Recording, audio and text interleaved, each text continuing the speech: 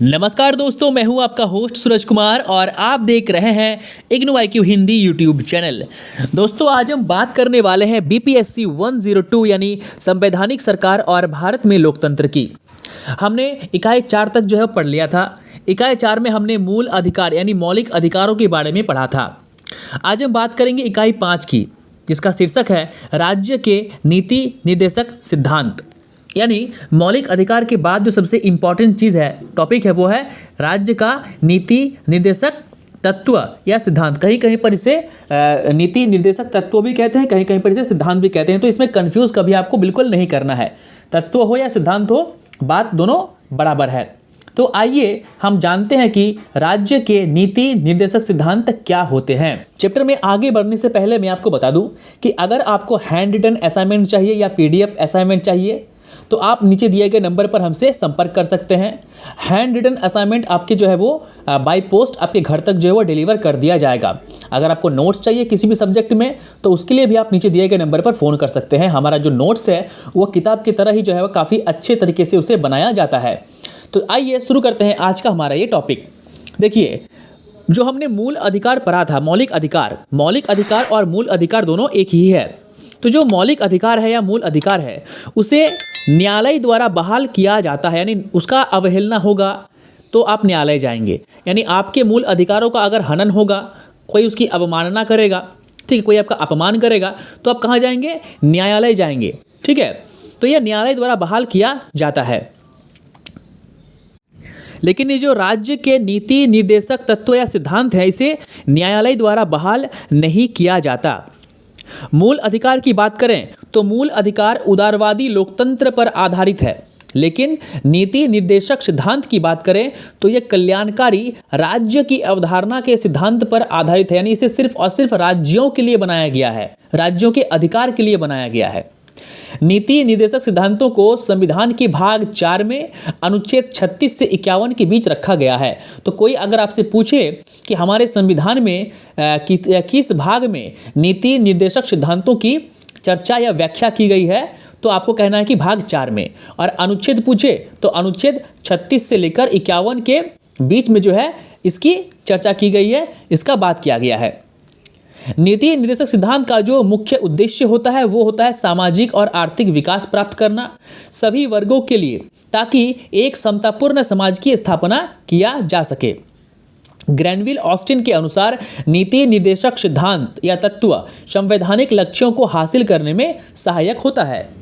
अब हम हमारे सबसे पहले टॉपिक पर बात करेंगे, जिसका शीर्षक है राज्य नीति निर्देशक सिद्धांत की उत्पत्ति। मतलब इसका उत्पत्ति कैसे हुआ और क्या क्या सिद्धांत है उसे हम जो है बारी बारी से पढ़ेंगे। जो 36 से लेकर 51 अनुच्छेद है उसे भी हम विस्तार से देखेंगे। तो आइए देखिए, संविधान सभा, ठीक है, संविधान सभा में जब बैठकें चल रही थी संविधान के निर्माण के लिए कि संविधान में क्या क्या जोड़ा जाए, तो सबसे पहले आता है कि जनता का अधिकार यानी भारत के नागरिकों के अधिकार। तो भारत के नागरिकों का जो अधिकार था संविधान सभा में इसे 2 भागों में बांट दिया था।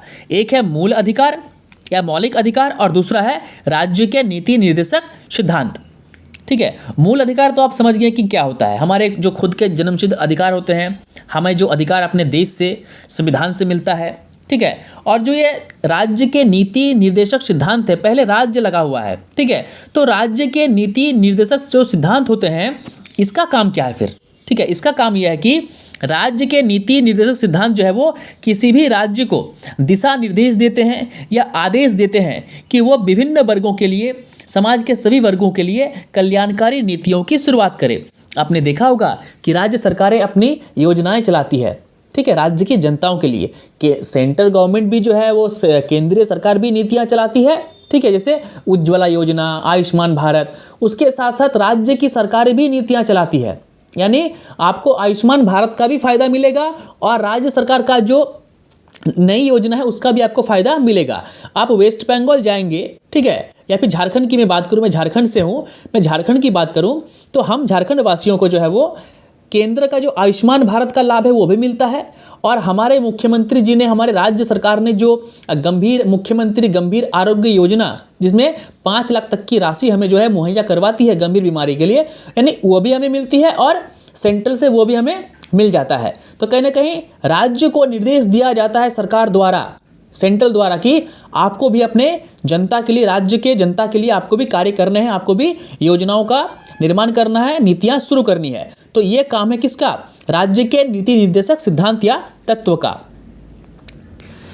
देखिए, ग्रैनविल ऑस्टिन के अनुसार नीति निर्देशक सिद्धांतों को बनाने में 4 लोगों ने महत्वपूर्ण भूमिका अदा की थी। B.N. राव, A.K. अय्यर, भीमराव अंबेडकर तथा K.T. शाह। इनमें से B.N. राव का सबसे अधिक रोल था। नीति निर्देशक सिद्धांतों की उत्पत्ति कराची प्रस्ताव के बाद हुई थी और 1920 में भारत में सामाजिक एवं राष्ट्रीय विचारों के आने के साथ जो है वो हुई थी। अब देखिए, हमारे संविधान के कुछ ऐसी चीज़ें जो है वो विदेशों से लिया गया है, यानी बाहर के देशों के संविधान से जो हमने लिया है। तो जो राज्य का नीति निर्देशक सिद्धांत है या तत्व है, उसे हमने कहाँ से लिया है? उसे हमने आयरलैंड से लिया है। ठीक, यानी आयरलैंड के संविधान में इसका जिक्र है, तो आयरलैंड के संविधान से हमने इसे लिया है। हमने पहले पढ़ा था कि जो हमारा संविधान का निर्माण हुआ है ना, तो उसमें जो 2 साल 11 महीने 18 दिन का समय लगा, क्यों लगा? क्योंकि हमने दूसरे देशों के संविधान का स्टडी किया, और जो हमारे B.N. राव साहब थे, उन्हें जो क्या था, उन्हें दूसरे देशों के संविधान की अच्छी जानकारी थी। तो इसलिए उन्होंने सभी देशों के संविधान का क्या किया? अध्ययन किया और देखा कि किस देश के संविधान में कौन सी सकारात्मक चीज़ें हैं, कौन सी पॉजिटिव चीज़ें हैं, और उन पॉजिटिव चीज़ों को, तत्वों को हमने अपने संविधान में शामिल कर लिया। तो जो हमारा राज्य के नीति निर्देशक सिद्धांत है, ठीक है, इसे हमने आयरलैंड से लिया है। अब आपके स्क्रीन पे आपको एक चार्ट दिख रहा होगा, जिसमें जो है आर्टिकल यानी अनुच्छेद 36 से अनुच्छेद 51 तक जो है वो किस किस अनुच्छेद में क्या क्या बातें की गई है, ठीक है, उसका यहाँ पे उल्लेख है। तो ये चार्ट आपके सामने है। इस चार्ट को अगर आप याद कर लेंगे या उसे एक बार देख लेंगे तो काफ़ी अच्छी होगी। इससे क्या होगा कि आप जान जाएंगे कि 36 आर्टिकल क्या कहता है, आर्टिकल 38 क्या कहता है, आर्टिकल 42 क्या कहता है, आर्टिकल 41 क्या कहता है। जहाँ पर देखिए, आर्टिकल 40 की बात करें तो ग्राम पंचायतों को संगठित करना, आर्टिकल 41 की बात करें तो कार्य करने का अधिकार, आपको कहीं पर भी जाकर कार्य करने का अधिकार है। यानी झारखंड का एक मजदूर बंगाल में जाके काम कर सकता है, वही मजदूर फिर केरल में जाके काम कर सकता है, केरल का एक मजदूर जम्मू कश्मीर में जाके काम कर सकता है। उसके बाद शिक्षा का अधिकार, ठीक है, शिक्षा का अधिकार मतलब होता है कि आपको पढ़ने का अधिकार है। कोई भी स्कूल, कोई भी शिक्षा संस्थान जो है आपको उसके शैक्षिक संस्थान में या स्कूल में या कॉलेज में पढ़ने से रोक नहीं सकता। अब देखिए, हमने पढ़ा है कि भाग 4 के अनुच्छेद 36 से 51 तक जो है, ठीक है, ये राज्य के नीति निर्देशक सिद्धांत की बात करता है। इन आर्टिकल और इन अनुच्छेदों के अलावे भी कुछ ऐसे अनुच्छेद हैं जो राज्य के नीति निर्देशक तत्वों में जो है वो सहायक होते हैं। क्या क्या ये अनुच्छेद क्या क्या है? आर्टिकल 335, 335 ए और 351, ठीक है। तो अनुच्छेद 335 के अनुसार, ठीक है, अनुसूचित जाति यानी SC और ST के सदस्यों को ध्यान में रखते हुए प्रशासन को उचित कार्य करने चाहिए, यानी SC और ST के हित में कार्य करना चाहिए। अनुच्छेद 350 ए की बात करें तो यह कहता है कि सभी स्थानीय लोगों अपनी मातृभाषा को, ठीक है, बच्चों की प्राथमिक शिक्षा के लिए अनिवार्य करें। आई बात समझ में? और जो भाषाई अल्पसंख्यक समूह है उनके बच्चे के लिए उनकी भाषा को क्या करें, वो उसको लागू करें, अनिवार्य बनाए। यानी एक मान लीजिए झारखंड है तो झारखंड का भाषा क्या है? हिंदी हम लोग बोलते हैं, हिंदी भाषा है तो हिंदी चलेगी। अब उड़ीसा जाएंगे तो उड़ीसा की लोकल भाषा क्या है? उड़िया। तो वहाँ की सरकार जो उनके जो पाठ्यक्रम होगा वहाँ पे वो उड़िया होगा, हिंदी बिल्कुल नहीं। अब बंगाल जाएंगे तो बंगाल में जो है, ठीक है, क्या है भाषा? बंगला। तो उनका जो पाठ्यक्रम होगा स्कूल कॉलेज में वो किस में होगा? वो बंगाली भाषा में होगा। तो आर्टिकल 350 ए ये कहता है। अब बात करेंगे 351 की, तो 351 ये कहता है कि संघ हिंदी भाषा के विस्तार को प्रोन्नति देगा ताकि यह सभी के लिए एक माध्यम बन सके और भारत की संस्कृति को बनाए रख सके। यानी हिंदी भाषा का यहाँ पर जो है वो बढ़ चढ़कर बात की गई है। 351 में ये बात की गई है कि हिंदी भाषा का प्रोन्नति करना होगा और उसे एक माध्यम बनाना होगा ताकि जो है हिंदी भाषा से हम अपने भारतीय संस्कृति को जीवंत रख सके। तो आज की बात से अगर कोई पूछे, काफ़ी तर्क होता है कि हिंदी भारत की राष्ट्रीय भाषा है, तो कई लोग बोलते हैं कि हिंदी भारत की राष्ट्रीय भाषा नहीं है। तो जो लोग अब से ये बोलेंगे कि हिंदी भारत की राष्ट्रीय भाषा नहीं है, उनके मुंह पर आप ये आर्टिकल 351 फेंक दीजिएगा कि आर्टिकल 351 ये कहता है कि हिंदी भाषा का विस्तार हो, उसका उन्नति हो, वो एक माध्यम बने और इससे भारत की संस्कृति को हम बचा के रख सके। तो इस आर्टिकल को आप याद कर लीजिएगा 351 जो हिंदी को प्रमोट करता है।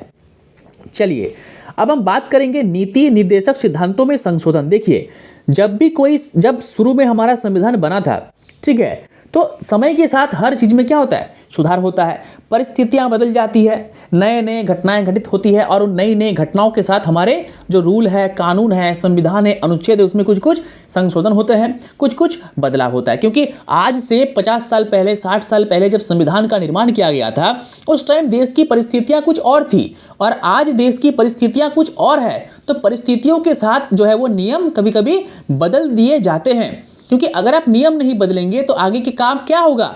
जैसे कि मान लीजिए भारत देश में क्या, जब भारत आज़ाद हुआ था या देश में हमारा संविधान बना था, तो क्या उस समय देश में बलात्कार के मामले, रेप के मामले, यौन उत्पीड़न के मामले क्या सामने थे? क्या एसिड अटैक, तेजाब अटैक इतना हुआ करता था? बिल्कुल नहीं। लेकिन आज बलात्कार, यौन उत्पीड़न, यौन शोषण, ठीक है, दहेज के लिए मारपीट या एसिड अटैक काफ़ी होता है। तो क्या करना पड़ा, संविधान में कुछ कुछ नए नए कानून जोड़ना पड़ा, ठीक है। IPC, CRPC में कुछ कुछ नए प्रावधान जोड़े गए ताकि उन अपराधियों को सजा मिल सके। आने वाले 100 सालों में भी कुछ ऐसे संशोधन किए जाएंगे, कुछ ऐसे तत्वों को जोड़ दिया जाएगा संविधान में। आई बात समझ में? तो परिस्थिति के साथ जो है उसमें संशोधन किए जाते हैं। तो वैसा ही संशोधन जो है राज्य के नीति निर्देशक सिद्धांत में भी किए गए। तो उन संशोधनों पर एक बार हम क्या करेंगे, नजर दौड़ाएंगे। तो आइए देखिए, संशोधन का मतलब होता है उसमें सुधार करना या उसमें कुछ नया चीज जोड़ना। तो जब संविधान में हम कुछ नया चीज जोड़ते हैं तो उसे भी हम संशोधन ही कहते हैं। या अगर किसी अनुच्छेद का हम संशोधन करते हैं, उसे सुधारते हैं, तो उसे भी हम संशोधन ही कहते हैं। वीडियो बनाते वक्त बाहर से कुछ जो है वो आवाज़ें आ रही है, तो वो आवाज़ आपको हो सकता है कि थोड़ा डिस्टर्ब करे, तो थोड़ा सा मैनेज कर लीजिएगा, ठीक है। अब देखिए, साल 1976 में एक संशोधन हुआ था जिसे 42वां संविधान संशोधन 1976 का नाम दिया गया है। तो इस संशोधन के तहत 4 नए विषय को जोड़ा गया ताकि राज्य सरकार बच्चों के स्वास्थ्य में विकास कर सके। अनुच्छेद 39, गरीबों को मुफ्त कानूनी सहायता उपलब्ध करा सके ताकि समान न्याय मिल सके, यानी अनुच्छेद 39A। उद्योगों के प्रबंधन में मजदूरों की भागीदारी, अनुच्छेद 43A। तथा पर्यावरण की रक्षा, वनों एवं जंगली जीवन की सुरक्षा, अनुच्छेद 48A। 44वें संशोधन के द्वारा, ठीक है, ये तो 42वां हमने पढ़ लिया, ठीक है, 39A 42, ठीक है, A। और अब पढ़ेंगे हम लोग क्या कि 44वें संविधान संशोधन, इसमें क्या किया गया, तो 44वां संविधान संशोधन हुआ था वो 1978 में हुआ था, यानी 42 के ठीक बाद 44वां हुआ था। 42वां हुआ था 1976 में और 44वां हुआ 1978 में। तो जो 44वां संविधान संशोधन 1978 में क्या किया गया, अनुच्छेद 38 को जोड़ा गया, ठीक है, अनुच्छेद 38 में जोड़ा गया, जिसमें यह कहा गया कि राज्य को आय की असमानता को कम करना, पद तथा सुविधाओं एवं अवसरों को बढ़ाने का कार्य करना शामिल था।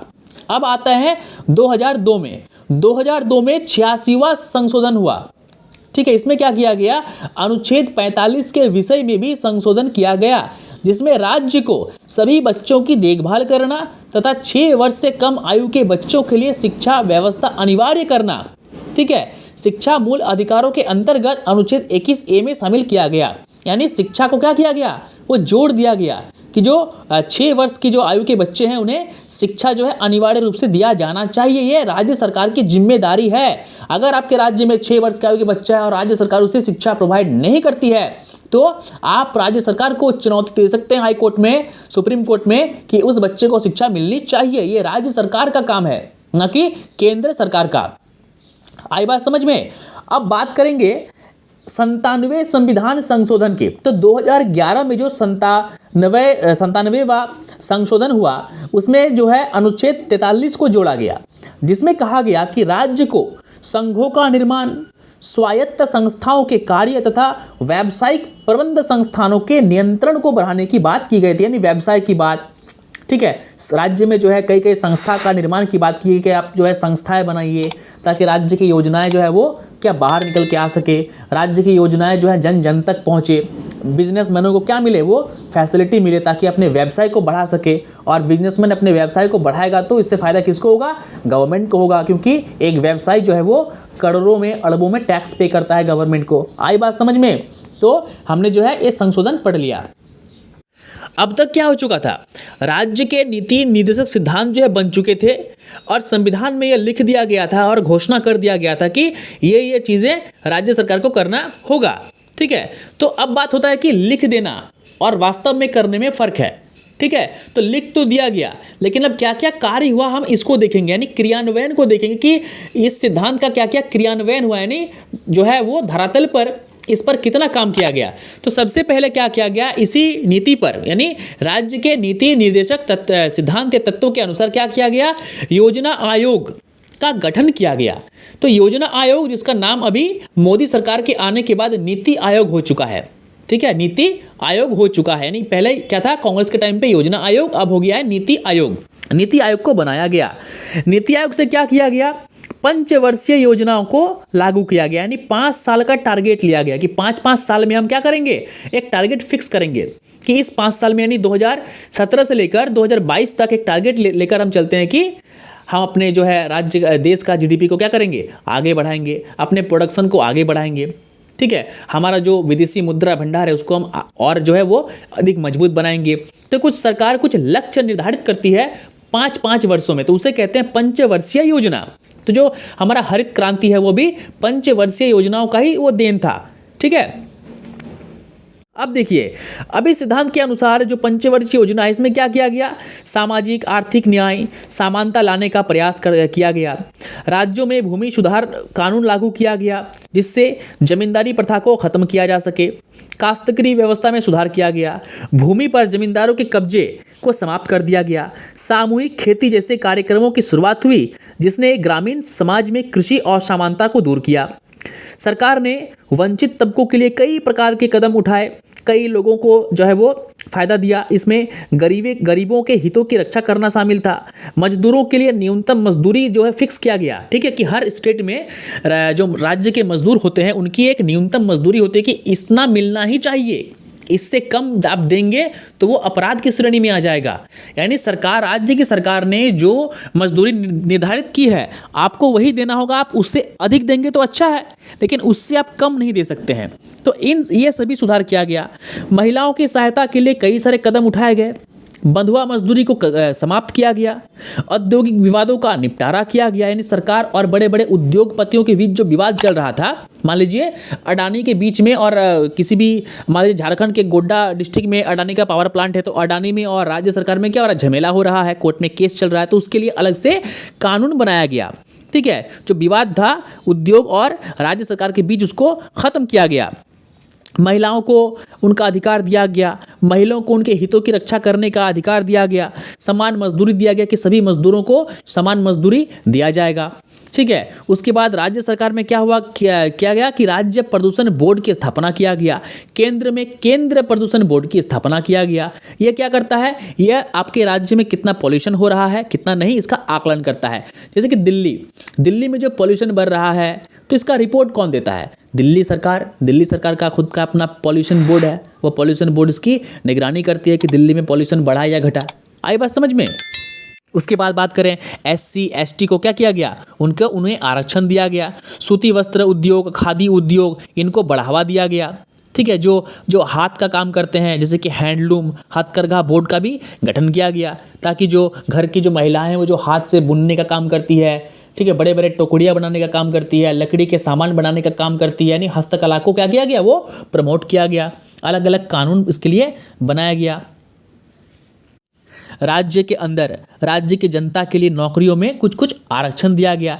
तो इस प्रकार का जो है गठन किया गया। उसके बाद ग्राम पंचायत का गठन भी जो है वो किस पे किया गया, राज्य के नीति निर्देशक सिद्धांत के आधार पर ही किया गया। ठीक है, उसके बाद सामूहिक विकास कार्यक्रम, पहाड़ी क्षेत्र में विकास कार्यक्रम, न्यूनतम आवश्यकता कार्यक्रम, ये सभी कार्यक्रम जो है वो रोजगार की गारंटी, यानी देखिएगा कि हर स्टेट में राज्य सरकार जब चुनाव लड़ती है कोई पार्टी तो वो बोलती है कि हम ये करेंगे हम वो करेंगे, तो वो किसके आधार पे करता है, सरकार ने, केंद्र की सरकार ने, संविधान ने उस राज्य को ये अधिकार दिए हैं कि वे जनता के हितों के लिए कार्य करें। उनका ये काम है करना। उन्हें कहा गया है, आदेश दिया गया है संविधान द्वारा, पार्लियामेंट द्वारा, संसद द्वारा कि आपको करना होगा। अगर राज्य की सरकार ऐसा काम नहीं करता है तो उस सरकार को केंद्र की सरकार या राष्ट्रपति बर्खास्त भी कर सकता है। तो राज्य का ये अधिकार है, ये कर्तव्य उन्हें करना होगा। आई बात समझ में? चलिए, अब हमारा नेक्स्ट पॉइंट है राज्य के नीति निर्देशक सिद्धांतों की सीमाएं। मतलब क्या क्या सीमाएं हैं, कहाँ तक लिमिट है। ठीक है, लिमिटेशन माने कहाँ तक ही वो काम कर सकते हैं, उसके आगे वो नहीं कर सकते हैं। उसके आगे का काम जो है वो केंद्रीय सरकार वो देखती है। तो आइए देखते हैं। सबसे प्रमुख सीमा की बात करें तो यह है कि राज्य उन्हें कानूनी तौर पर लागू करने के लिए बाध्य नहीं है। यानी ठीक है, कुछ कुछ ऐसे कानून होते हैं जो केंद्र सरकार राज्य को करने के लिए कहती है। राज्य चाहे तो उसका पालन करेगा, राज्य नहीं चाहे तो उसका पालन नहीं करेगा। यानी प्रतिबद्ध नहीं किया गया कि आपको करना ही होगा कुछ कुछ चीज़ों के लिए, सभी चीज़ों के लिए नहीं। जैसे राज्य का जो पुलिस है वो राज्य सरकार के अधीन होता है, न कि केंद्र के अधीन। यानी एक राज्य के अंदर में कोई एसपी है या कोई पुलिस का मतलब थाना का जो है हवलदार या दारोगा है, तो दारोगा वो राज्य सरकार की बात सुनेगा, न कि केंद्र सरकार का। आई बात समझ में? क्योंकि जो सैलरी है उसे कौन देता है? उसे राज्य सरकार उसे जो है वो वेतन देता है। यानी कुछ कुछ चीज़ों को जो है वो राज्य सरकार को अधिकार दिया गया कि वो आपके ऊपर डिपेंड करता है कि आप इसे मान सकते हैं और आप इसे नहीं भी मान सकते। इसीलिए तो यही तो कारण है कि जो सीबीआई जब बंगाल गई थी तब ममता बनर्जी की पुलिस ने, यानी बंगाल की पुलिस ने सीबीआई को भी गिरफ्तार कर लिया था। आई बात समझ में? यानी उन्हें अधिकार दिया गया है कि आप ऐसा कर सकते हैं। यानी सरकार ने, संविधान ने राज्यों को ये कहा कि ये आपकी नैतिक जिम्मेदारी है। नैतिक मतलब आपको एक ईमानदारी के साथ आपको ये सोचकर करना होगा कि नहीं ये अच्छा है, हमें करना होगा। अगर राज्य सरकार, अब बहुत सारे मुख्यमंत्री ऐसे हैं कि प्रधानमंत्री नरेंद्र मोदी से उनका नफरत है, राजनीतिक दुश्मनी है, तो वो नरेंद्र मोदी की जो नीतियाँ जो पूरे देश में लागू होती है उन्हें अब लागू नहीं करने देते। एग्जाम्पल के लिए आयुष्मान भारत की बात करें तो जब आप वेस्ट बंगाल जाएंगे तो वेस्ट बंगाल में आयुष्मान भारत जो है कार्ड नहीं चलता, क्योंकि ममता बनर्जी ने वहाँ क्या किया है कि स्वास्थ्य साथी कार्ड खुद का बनाया गया है राज्य सरकार के द्वारा। और जो नरेंद्र मोदी का जो कार्ड है आयुष्मान भारत, आप कहीं पर भी किसी भी हॉस्पिटल में बंगाल में लेकर जाएंगे तो लोग कहेंगे कि ये कार्ड हमारे यहाँ पे एप्लीकेबल नहीं है, क्योंकि राज्य सरकार को संविधान ने ये आदेश दिया है, ये अधिकार भी दिया है कि वो आपके ऊपर डिपेंड है कि आप उसे मानेंगे या नहीं। लेकिन कुछ कुछ कानून पर, कुछ कुछ चीज़ों पर, सभी चीज़ों पर नहीं। अब शिक्षा का अधिकार आपको देना ही पड़ेगा, आरक्षण का अधिकार आपको देना ही पड़ेगा। एक SC ST को झारखंड में जो आरक्षण है बंगाल में भी वही आरक्षण है।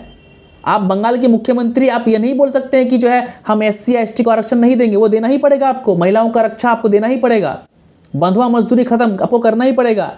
लेकिन कुछ कुछ ऐसे अपवादिक नियम है, कुछ कुछ ऐसे अपवाद है, एग्जेप्शन है, ठीक है, जिसमें राज्य सरकार चाहे तो केंद्र की बातों को मानने से इनकार भी कर सकता है। यही फायदा है किसका? राज्य के नीति निर्देशक सिद्धांत या तत्व का। देखिए, अब हमारा जो नेक्स्ट और आखिरी पॉइंट है इसमें कि नीति निर्देशक सिद्धांत और मूल अधिकार में तुलना किया गया है कि दोनों में क्या अंतर है, क्या तुलना है, क्या सही है, क्या गलत है। तो इसका जो तुलना है वो हमने पहले पढ़ा है चैप्टर में। आगे बढ़ने से देखिए, नीति निर्देशक सिद्धांत और मूल अधिकार के कुछ कुछ समानताएं हैं, कुछ कुछ असमानताएं हैं।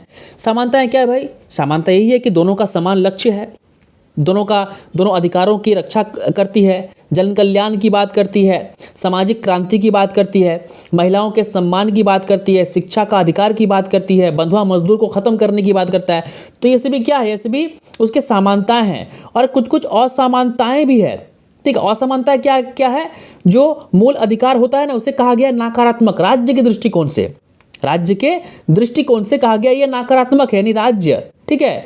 लेकिन राज्य कहती है कि मूल अधिकार नकारात्मक है, नेगेटिव है, लेकिन ये जो निर्देशक सिद्धांत है वो सकारात्मक है। राज्य ऐसा क्यों कहती है भाई? क्योंकि राज्य को पता है कि मूल अधिकार किसी नागरिक को मिलता है तो उसको हमें देना ही होगा, एनी हाल पे, किसी भी कंडीशन पे, एनी हाउ हमें उसे, जो जनता है उसे देना ही पड़ेगा। लेकिन निर्देशक का सिद्धांत क्या है? वो हमें किसी को हम दे या नहीं दे वो हमारी जिम्मेदारी है, वो हम तय करेंगे कि हमें वो देना चाहिए या नहीं। जैसे कि मैंने बंगाल का उदाहरण दिया कि आयुष्मान कार्ड देना है कि नहीं जनता को, ये डिसाइड कौन करेगा? राज्य सरकार। आई बात समझ में? तो ये कहीं ना कहीं क्या है, राज्य के लिए जो है वो मूल अधिकार क्या है, नकारात्मक है, और ये सिद्धांत जो है वो क्या है, वो सकारात्मक है। बंगाल का जो एग्जाम्पल है आयुष्मान कार्ड का, उस चीज़ को आपको याद रखना है और एग्जाम में आपको लिखना भी है ये चीज़, ठीक है। आपकी किताब में वो नहीं दिया हुआ है, लेकिन मैं एग्जाम्पल दे दिया, लाइव एग्जाम्पल, ठीक है, जो हो रहा है। अब अगर बात करें तो मूल अधिकार की, तो मूल अधिकार न्याय संगत है। न्याय संगत मतलब वो जनता को उसके अधिकार देती है। लेकिन बात करें नीति निर्देशक सिद्धांत की, तो वो गैर न्याय संगत है। अब मान लीजिए ममता बनर्जी ने जो किया, क्या किया, आयुष्मान कार्ड को लागू करना था। अब मान लीजिए कि जैसे हम झारखंड वासी है, तो हम झारखंड वासियों से, हम में से कोई बीमार पड़ता है तो हमें आयुष्मान भारत का यानी केंद्र सरकार का भी लाभ मिलता है और राज्य सरकार का भी हमें लाभ मिलता है, यानी हमारे दोनों हाथों में लड्डू है। तो ये क्या, ये न्याय है, यानी दोनों का हमें अधिकार है। लेकिन बंगाल के एक बंगाली को जो है वो आयुष्मान भारत का लाभ नहीं मिलता है, यानी उसे सिर्फ किसका लाभ मिलता है, उसके स्वास्थ्य साथी कार्ड का, जो उसके बंगाल की सरकार ने जारी किया है, वो अधिकार दिए हैं। यानी हम झारखंड वासियों को या किसी और स्टेट के लोगों को 5-5-10 लाख मिल रहे हैं, यानी 5 लाख हमें राज्य सरकार से भी और 5 लाख हमें केंद्र सरकार से भी। लेकिन बंगाल के लोगों को सिर्फ एक ही मिल रहा है, 5 लाख। तो कहीं ना कहीं वो क्या है, वो गैर न्याय संगत है, यानी वो न्याय नहीं हुआ ना, वो न्याय नहीं हुआ। केंद्र ने अधिकार दिया लेकिन आपने क्या किया, उसको रोक लिया, जनता तक आपने उसे पहुंचने ही नहीं दिया, तो वो क्या हो गया, वो गैर न्याय संगत हो गया, यानी वो अन्याय हो गया। अब अगर दोनों को वजन करें, दोनों को एक मतलब वजनदारी, मतलब एक नापतोल का मशीन लेके दोनों को अगर नापे कि किसका पलड़ा भारी है, तो हमेशा मूल अधिकारों का पलड़ा हमेशा भारी होता है, ठीक है। और ये जो नीति निर्देशक तत्व है या सिद्धांत है, उसका पलड़ा हमेशा क्या होता है, वो हल्का होता है।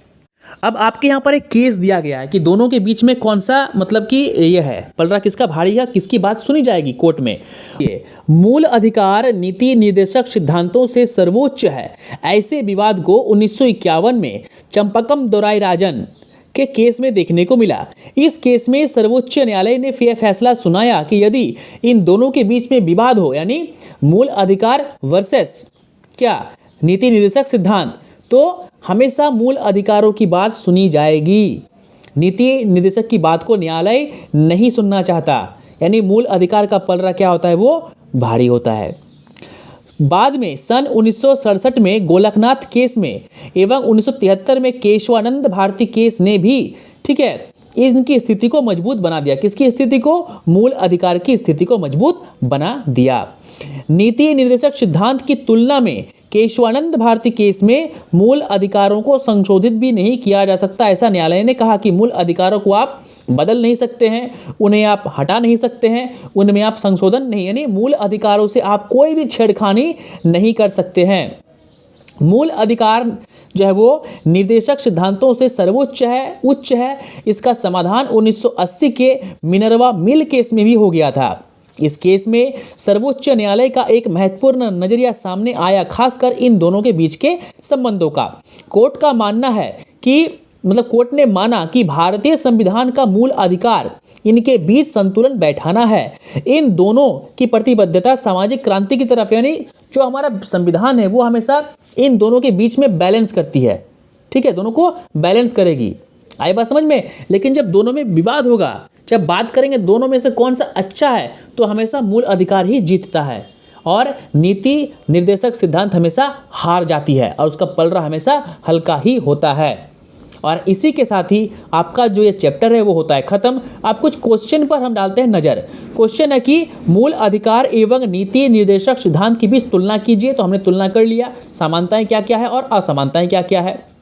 नीति निर्देशक सिद्धांत की क्या सीमा है, तो सीमाओं की बात करें तो हमने सीमाओं को पढ़ा, ठीक है, कि कहाँ तक ये लागू हो सकता है, कहाँ तक नहीं लागू हो सकता है। आई बात समझ में। चलिए, तो अब हम आगे बात करेंगे, जो है हमारा जो अगला चैप्टर होगा वो है मौलिक कर्तव्य, यानी एक नागरिक का क्या क्या मौलिक कर्तव्य होता है। आपको सिर्फ अधिकार ही नहीं मिलते हैं, आप अगर एक जिम्मेदार नागरिक हैं तो आपका कुछ कुछ कर्तव्य है। तो क्या क्या कर्तव्य है, इन्हें हम जो है अगले चैप्टर में, अगले अध्याय में हम पढ़ेंगे। तो वीडियो आपको अच्छी लगी होगी तो वीडियो को लाइक कीजिए, शेयर कीजिए। चैनल पर नए हैं तो चैनल को सब्सक्राइब कीजिए और बेल आइकन पर क्लिक करना ना भूलें। और साथ ही अगर आपको इस चैप्टर से जुड़ी हुई नोट्स चाहिए, आपको किसी भी सब्जेक्ट का नोट्स चाहिए, किसी भी सब्जेक्ट का असाइनमेंट चाहिए, आप हमसे कॉल कर सकते हैं। इग्नू से संबंध में आपको अगर कोई डाउट है कि आपको कुछ पूछना हो तो उसके बारे में भी आप हमसे जो है वो सवाल पूछ सकते हैं।